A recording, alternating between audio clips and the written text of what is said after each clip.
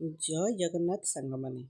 ବହୁତ ଦିନ ପରେ ଆମେ ଟିକେ ଆଜି ବାହାରିଥିଲୁ ତାଳଚେର ଭାଇଙ୍କ ଘରକୁ ଯିବାକୁ। ଆମେ ଆଜି ସକାଳୁ ଉଠିକି ବାହାରି ପଡ଼ିଲୁ ଗାଡ଼ିରେ, ଗୁଗିର ମୋର ବର୍ଷାର ତାଳଚେର ଭାଇଙ୍କ ଘରକୁ। ଦେଖନ୍ତୁ ଗୁଙ୍ଗି ପୁରା ଏନ୍ଜୟ କରିକା ଚାଲିଛି। ଆମେ ପହଞ୍ଚିଗଲୁ ଏବେ ଭାଇଙ୍କ ଘରେ।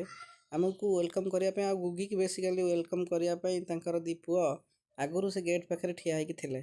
ଦେଖନ୍ତୁ ଆସି ଆସି ପୁଅ ଦୁଇ ଜଣ ଆସିକି ଗୁଗିକି ଟାଣିକି ନେଇକି ପଳେଇଲେ।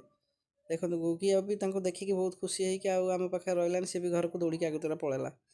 ତାପରେ ଆମେ ଗାଡ଼ି ରଖିକି ଗଲୁ ମାଆଙ୍କୁ ଆଉ ଭାଇକି ଟିକେ ସେଠି ଦେଖନ୍ତୁ କଥା ହେଇକି। ଦେଖନ୍ତୁ ଏଠି ସାନ ଭାଇ ଆମର ପୁଅ ସାଙ୍ଗରେ ମିଶିକି ମଟନ୍ କରିଛନ୍ତି, ବାପ ପୁଅ ମିଶିକି ମଟନ୍ କରୁଛନ୍ତି।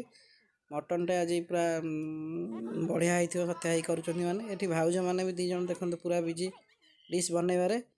15-20 ପ୍ରକାର ଆଇଟମ୍ ଆଜି ଭାଇ ଭାଉଜମାନେ ମିଶିକି ଆମ ପାଇଁ ବନେଇଥିଲେ। କ'ଣ କରି ଆମ ପାଇଁ ଆଜି ସମସ୍ତେ ଟେନସନ୍ ନେଲେ। ଆଉ ଭାଉଜ ହରିକା ଯେଉଁ ବାରିରେ ତାଙ୍କର ଯେଉଁ ଚାଷଟା କରିଛନ୍ତି ଆଜି ଦେଖିକି ବହୁତ ଖୁସି ଲାଗିଲା, ପରିବା ଚାଷ ଦେଖିକି। ଗୁଗି ବି ଏ ପରିବା ଚାଷ ଦେଖିକି ରହିପାରିଲାନି। ଦେଖନ୍ତୁ କାଙ୍କ ଧରିକି କୋଡ଼ିବାରେ ସିଏ ବି କହିଲା ମୁଁ ଆଜି ଆସିଛି ମାନେ ଅଧା ଚାଷ କରିଦେଇକି ପଳେଇବି ଏଠୁ।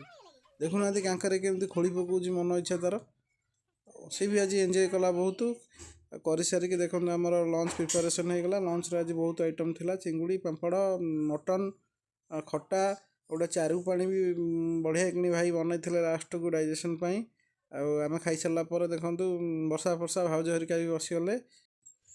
ବର୍ଷା ତାର ଆଜି ପୁରା ଲାଗି ପଡ଼ି ସବୁ ଯାକ ଖାଇଲା ମଟନ୍ ଫଟନ୍ ତାକ।